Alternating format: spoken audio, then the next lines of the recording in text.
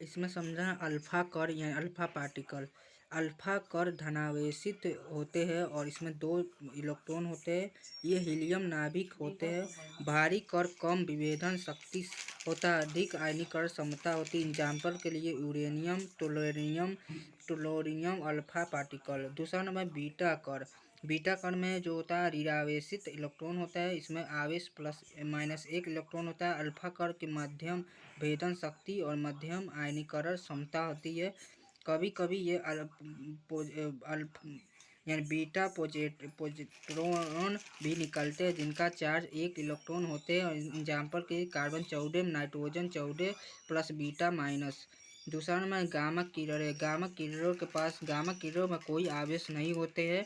इसमें आवेश 0 होता है। विद्युत चुम्बकीय तरंगे होती है और सबसे अधिक भेदन शक्ति होती है, सबसे कम आयनीकरण क्षमता होती है। ये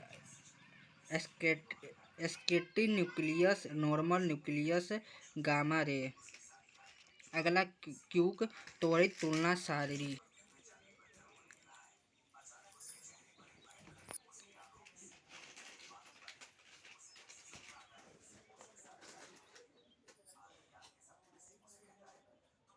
इसमें एग्जाम पॉइंट है कि अल्फा पर पॉजिटिव चार्ज, बीटा पर निगेटिव है और गामा पर न्यूट्रल चार्ज होता है। अल्फा +2 इलेक्ट्रॉन चार्ज और बीटा पर -1 इलेक्ट्रॉन और गामा पर 0 चार्ज होता है।